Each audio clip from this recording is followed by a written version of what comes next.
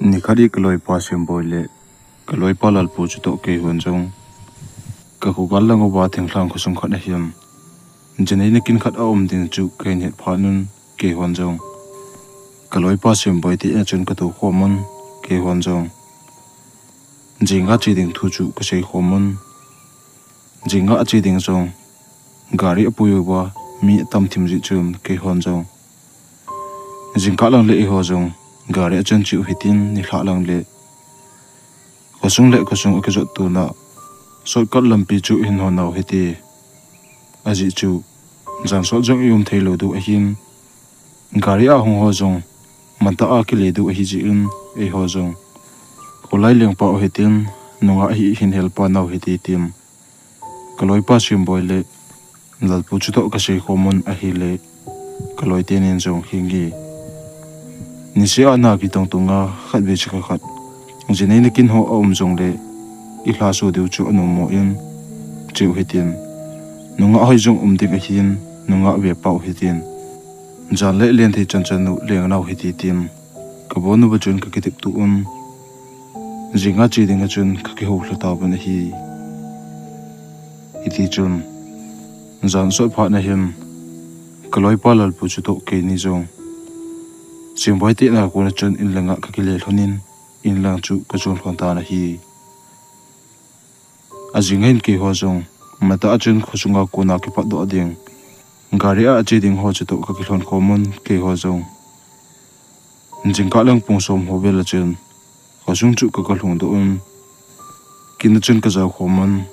ni hla lang an ne zo hin ke ho jong amat na thei chana chun khosung la achun ko ba le nunga hoi ta ho chu ko bel le a hi le ke hon jong phat chi lam chu kan he man pu bun ni hla khu thim hla ding ko na hin kina a hong ho zo se jong khosung langa akile komon chule ke ho khosunga ko na jong kain ki hlon piu gari a hong ho jong in langa akile phanon kaloi pa sim boi chun bai tule in kha chun hitin holai galeng pantau hiti hentin kaloi pa lal pu to ke nian jong hingi leng ba hitin thinglang lang e ho du to a hi le tem khat chi ba ji mo hiti chule torch lai jo ki choi pu bun khochunga torch lai man pi ding imu uba a hi le jingle ko sumi pi te ilai khochunga chi ho chu le pu sa taw hiti tin khosung lai lunga kin na a ko na chun ke ho jong khosung chun khong ba le holai le na ding pen ke lo phanon kaloi pa sim boi chun ai pu bai khosung sa langa chingboi ti na khulai ka lengo hi ti tin nunga in hi ji chun kaloi pa lal pu chu to ke ni jong simboi na se chu kunom chu hlonin ke hon jong khosung sa langa chingboi ti en chu kana jun taw bin hi ti chun chingboi ti in kalung ba chun in chunga ka ga lu no na hi le chingboi le anu le pa chun simboi chu a het hlon ji in simboi chu a no pi pa yun ke hon jong simboi chu a het ji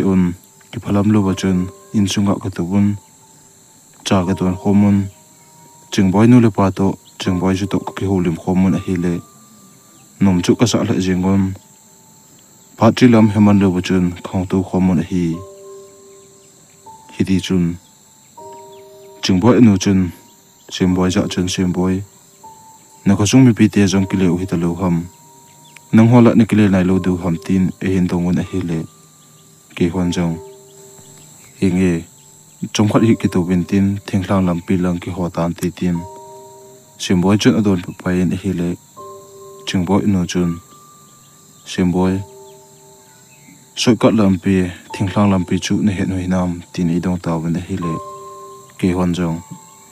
masanga kana chi kha ji u chun het ban chu ka het no hian a hen la tulang sanga ki zo tu na jong om lo phana lam jo an khul chap mai theta a hi banga golang epi ki boiding ham tin ka tor khomon ki ho chu kunui khomon a hi alang khana ching boi nu le pan jong jana sot pha na chun simboi le kaloi pa lal pu le ki ko ma chun ai poe jan so ta to a hi le jan chot nuya in langa na kile do chu ka gela a hile tuma sanga jong hi chalai lampi mon chun ngolang ni hian lampi a ki hai mil thonin su na ding helowa jing khowa phana lampi a hin ki hol do thada khowa la ge chan chu kama sunga ma tha thlona khowa la nunga jong hongkile do hlon bo ai e azu khat le boina tu lo bin ti ai thia a hi le tu jan chu ke cholun lang jing ka ma ta zo le ne kile do ham tin kaloi pa le ki ho ko ma chun e dong na hi le kaloi pan jong a kho pu he pu pasal che ke boi do ideng ham a hin la jing ka le nga tos lai kain ke cholo ji na tos lai u ni man cha thei du ham khosunga panam mi ong kile ding au ma a hi le ke hon chong hin pu le sa ubingi tin chingboy pa chun tos lai khat chu ap ke hon jong tos lai khat chu kain ki ma nun khosung ban langa thinglang lampi lang chu kain jon ta ben hi idi chun khosung kain khel ha jo wa ka ma sung kain pha jo wa panin lamtu ka kalpum ba chun ke ho jong ki gol han cha ke ha cha lai ta ti ka tho ji lamtu ka zot pum ba chun dum chep ke ji tum chu ka hin hlut pa le lunun lapchong la chu ka hin se khomon lam chu ka hin jo nu na hi le ke hon jong hiti a pha pe ka hin jo do jo wa hin mon jang khat nga mun na khat chu ka hin pha nga mun chu ka pha kaloi pa sem bo chun ai poi bai helai mun a chom khat ke cholo hiti lamto ikal jong lel balin chule ibune uchu ko ai ke su mo to a hi le chingboy ti na pa na chu shading katin a hin la kaza cha ji a ke e chu ke imi ma hi chan hi kain im thlum a hi e chom khat hilaya na tu hlonin lang ke pa ma ga chi te dinge e na nga jing hlono na a hin tin ke nen jong henge na za cha le na to chu ba ki hu tu mo kitin ka tot khom mo bin hi hi chun ko loi pa sim boy jong ka to na mana ko na chun ki pat do in kagal langu gamma sunga chun e chadingin gamma sunglang azun pheita na hi idi chun kaloi pa lal pu chu ke nian jong nga mana chun kaloi pa ahong ke le ding chu nga hlonin dum chu khola la ka hin chep hlonin kaloi pa ahong ke le ding chu nga to ko men lap song la chu ka sa hlon ki ta na hi idi chun chung khat ta bang ka nga hlon chu ba him kaloi pa sem boy jong pa ma chi na mona ko na chun ke ni umlalang a hin chun phein ke nin jong sim boy chu ka ho pi pai hlonin bai chuti anong ge ma mo chu ka tim kanui khom hlonin a hi le kaloi pa chun lunghang thim ta a chun i na nui hlon ham a hin tin ke nin jong sim boy lunghan thim chu ke hlon pha nen ong hlun ding chu ka nga hlonin ong hlun pha na chun ipinati hambai tin kadong hlonin hi le sim boy chun ipitinga pa ma khachi pe na ka to na lang chu sunga na hin che cheng hlon ham ti a hin do chun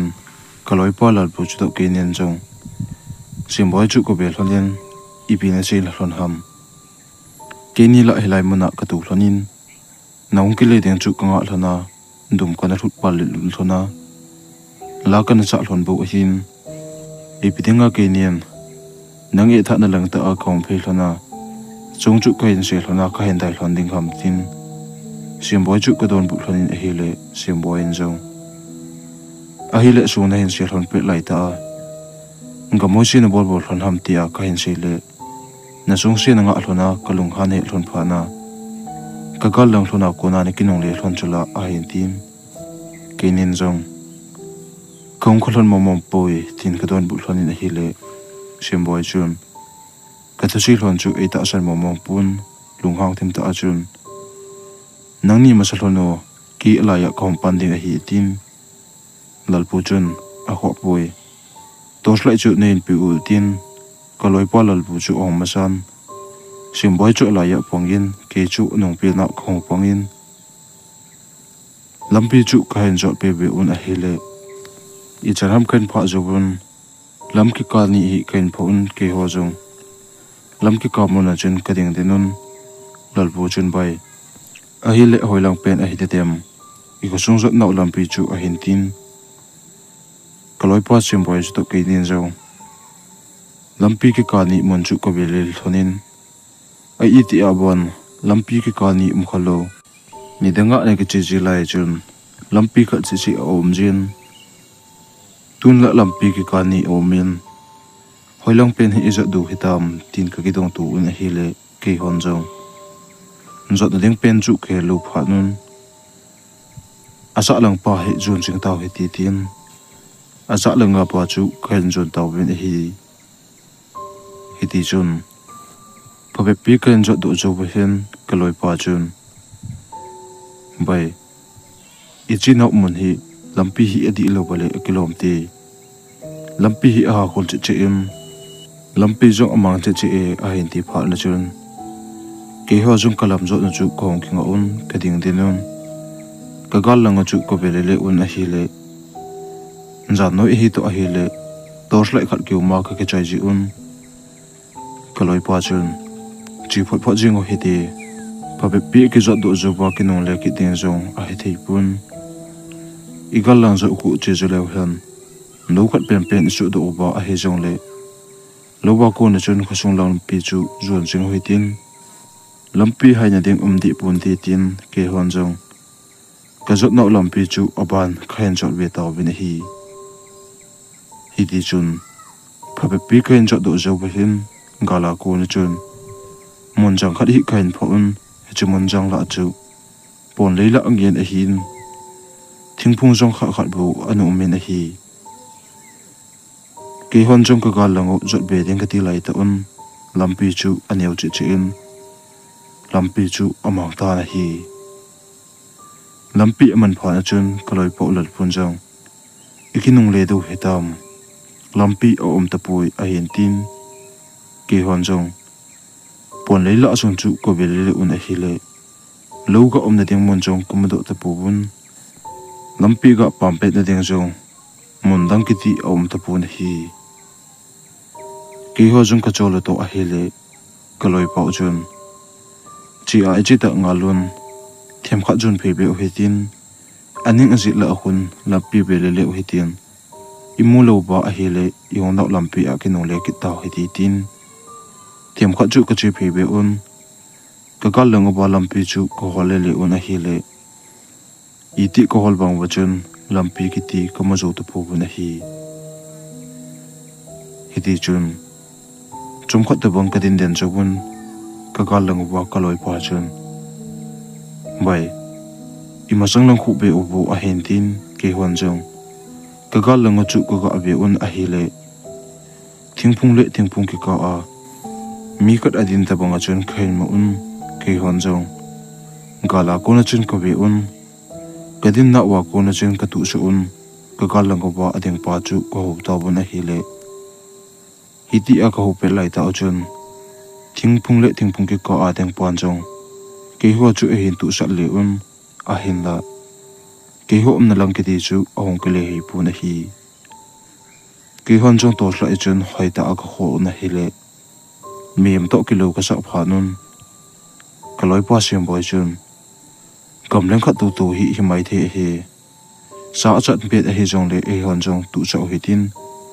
to sla hi wa jing hi tin ama lang zun phi hi tin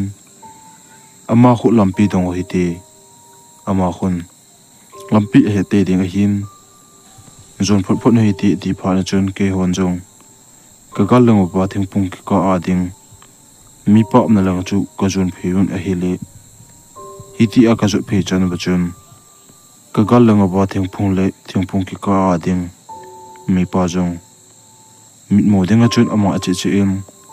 a kom kholon ding kun ba chun kaloi pa chun hoila su hitam a hen tin a hi le simboi to ke ni jong lampi ka bit hlon na a ka chi hlon na a ko na chun ka da du hlonin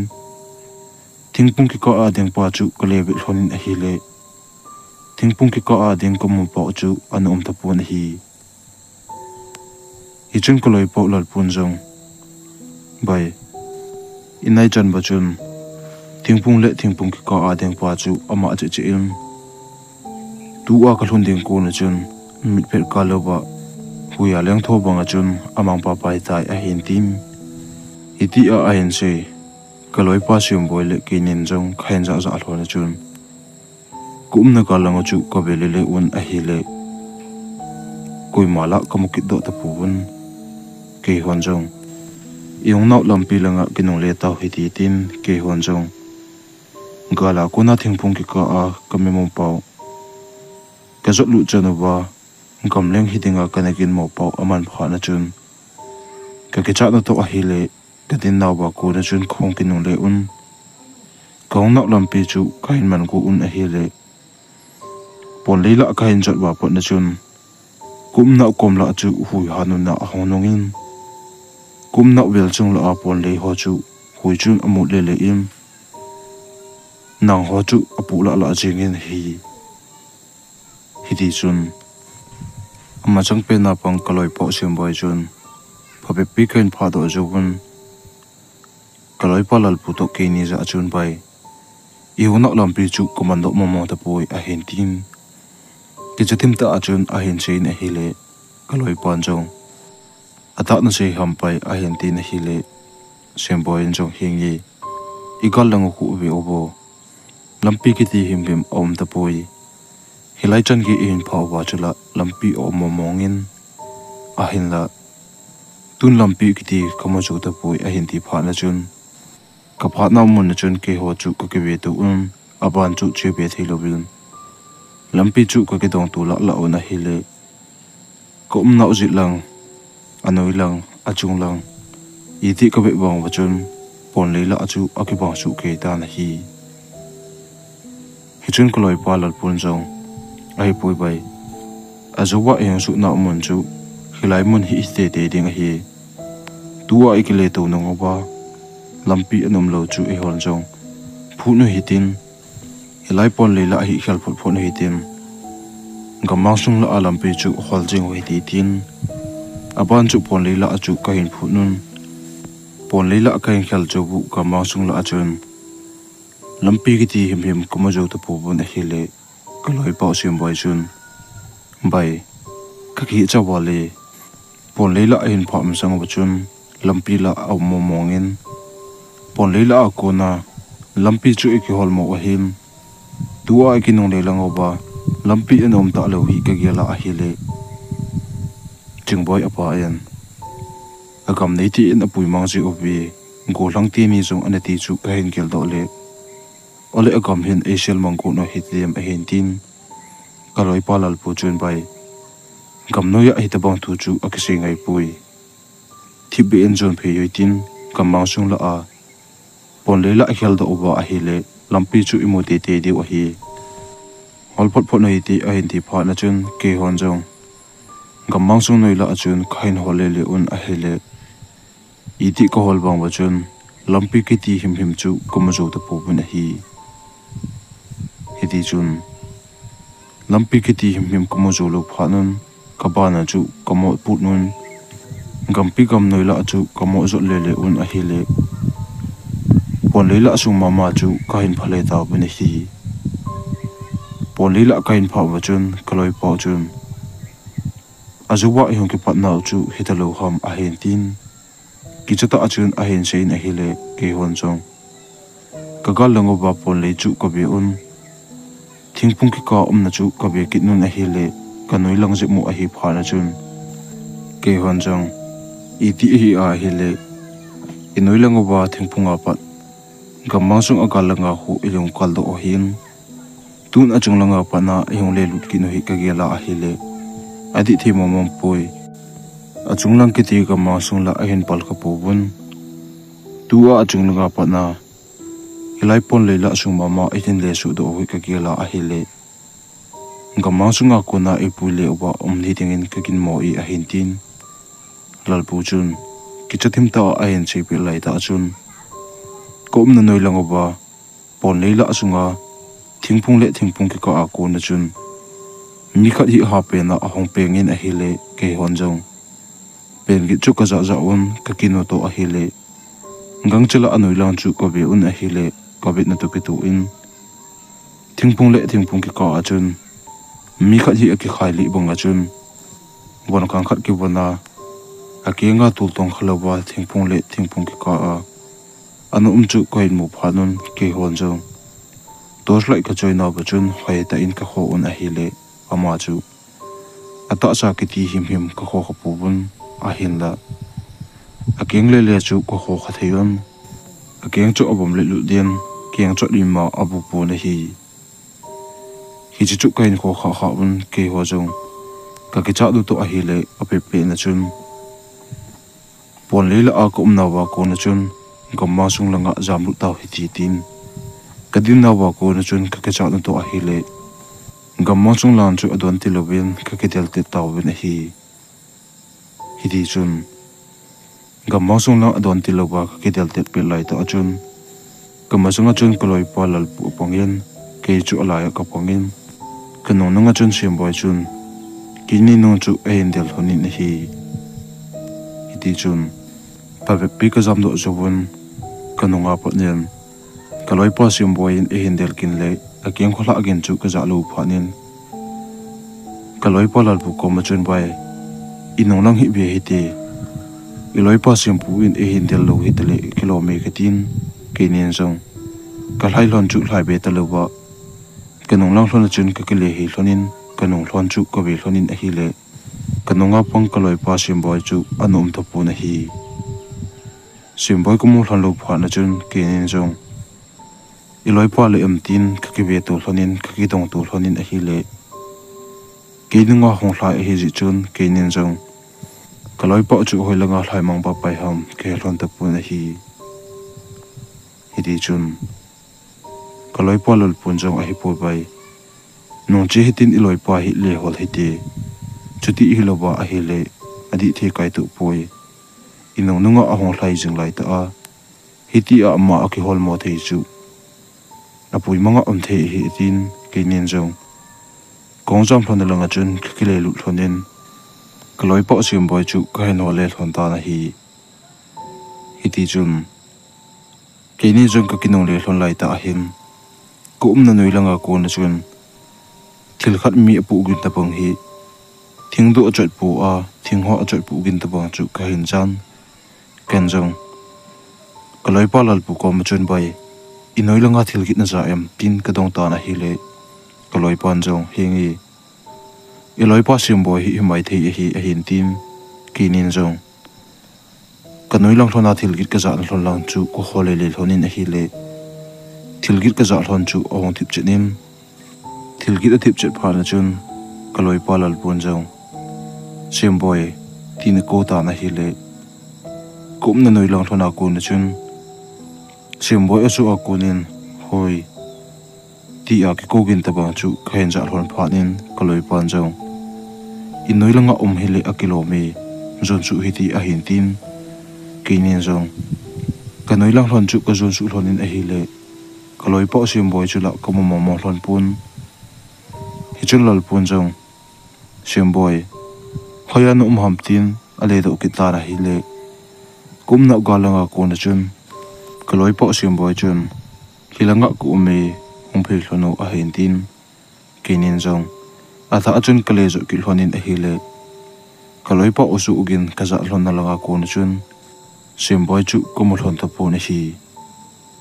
sim boy ko mo hlon lo phanin kaloi pa lal pun jong aban hi del bebe ta hi ti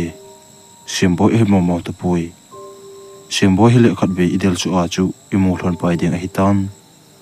tun ani ve chan a jong iloi pa imu le ki hlon lo hi ama hi ding in kata san mo ta pui a hin ti pha da chun kati za na chu a hong sang che in kaloi pa lal pu chu ko be na hi le apum chunga a ke thing hlan a ke cha dan chu a ke he do thin hi keni jong ka ke cha hlon pha na chun aban chu chi be ding le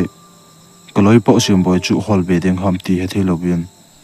edin thona chun chom khat pi ke ding den thonin thilgin ima ka za hlon lo pha na chun kum hlona a ko na le ke pa do a pon le lang chu le zo na sim boy chu hol ding ka thi hlon ki ta na hi le ka ki pa do gul hlon lai ta chun hilanga ko me a hin tin hi chun kaloi pa lal pun jong sim boy ni momong hinam tin adong ki ta na hi le kaloi pa in hi ti a ki chathim ta ado tu ki tu chun hi nge ahong ki ti pha na chun lal pun jong ata chun sim boy tin ko ki ni na hi le kagal jema ka ma sung thona konin hoi ahong ki ti ki pha na chun sim boy asu to alo ta pun lal pun jong bai he chuwang hi sim boy asu a hi momong pui hoi te in nga in a hin tin ata chun ale ko ki ni na hi le azu ka za hlon na a ko na chun sim boy asu chu ka le za hlon ta pun a hi hiti chun kaloi pa lal pu to ke ni jong sim boy hi lo ke pha hlonin sim boy holding ham lampi holding ham chu he thelo ko min aban chu ba ka ngam lo bin kum hlan na gam ma sunga chun ka cha lo hlon ta pu na hi hiti chun chum khat ta bang ka din den hlon chawin kaloi pan jong ipi hile lampi la ke mo chum pun eloi pa sim boy in boina atu san chi ka in kile hitin polela asung chu ko holele hitin imul hon lowa a hele ongkino le hitin gammang chunga ko wa la ding hi nga ta heti ting kenin jong ka ke chat le hon wa chun kaloi pa sim boy in itabang thil atu ding ham ti ke hon lo chi chun kaloi pa chu kenin jong pon leilang chu ka hin jon phei hlonin pon leila asung chu ka hin holele hlonin a hele ichbe ta a chun pon leila noi langa ko na chun mi khat hi ha pen na ahong peng in a hele pen kin ka za tu ki tu in kaloi pa lal pu ko ma chun bai sim boy hilo ham tiang ka dong ta a hele kaloi pan jong hi pon ti sim boy tho to iom pe no wa jong in noi langa wa pat mi pen kin za chu na helo ham a hin tin ken jong kaloi pa a hilo ding ka het phanin ka ki chap na asang che ta na hi hidi chun kenin jong ko na noila pon chung la chu ko bel le pe lo lai ta in ka noilang hona kuna pen gin chu ong ha pen chi in abang le kap tho banga chun apeng sin abang le mel se ta chun kam bang sung ki thong jin junin apeng ji in hi alang khana kaloi palal pun jong thilum dan di the sa lo to ka ke chat lon pha la chun ko ma chun bai kinong le hitin kam ma sung khun kalongel khat a ome mei hi kiti hitin jing ko wa la dinga ta heti iti iloi pa hol hlon jong le hem iloi pa hi imo chum pun tin lampi hol hlon jong le hem lampi imo hlon lo ding a hin hi ji chun jing ko wa la ding le iloi pa hol ten thei chan chana hol ta heti tin keinin jong kum na mun hlon chu ka ke cha hlon to mi pen gen chu agim nei wal phanin pon leila sung chu ka hin dal hlonin gampi sung lang chu ka hin le ju hlon ta na hi gampi sung la ka pha hlon chawin kaloi pan jong thingpung khat noya meiti hitin jing khoba la dinga ta heti ti phalin keinin jong thingpung le noi khat na chun mei chu ka ti hlonin mei ka ti hlon jowa pa na chun thilgin ima ka zal hon ta pun pen gin jong ka zal hon ta pun hi chun keinin jong khoba la nga du ko ma chun mei chu ka hen ti deu hlon na hi le mei ka ti deu hlona mei ponga kum hlona ko na chun eilim hlona ombanga chun ka imu hlon chu su tu tulin kaloi pan jong bai nengin mei chu hin ti o chum khat ka chol ding he iba le le na a ka chol to a hi le lampi hol naw bun ka cholin chum khat ki cholingi a hin tin kaloi pa chu thingpunga chun akingai thana hi le hetman lo chun ei mu thlan kaloi pa chu ei mu thla chu ka ve na hi le nom sa wal ji chen ke jong ka imu chu to kaloi pa ei mu na ko ma chun thing chunga chun ka kingai thlan ka mi chu ka sing thlan a hi le ei hlima ombanga chun ka imu chu su tulin hetman lo wa ka na imu thla na hi hiti chun ka imu thla jo chong khat jo wa hen kaloi pa in e kai thu ta bang kin chu ka hen chamang phulin ken jong kamit chu ka ha do in hi le kaloi pa sim boy jen lal pu to ke ni ke chol mol thona ei kai thu hlon chu kai mu hlon phanin ken chung ko ma kaloi pa chu ko ve na hi le kaloi pa lal pu chu ei mun la hin ke i mut pha chang chung chun ke i mut na ko na chun ka ding do in kaloi pa chu ke nin jang alo to ok thon ka kai thu hlon in a hi le kaloi pa lal pu chun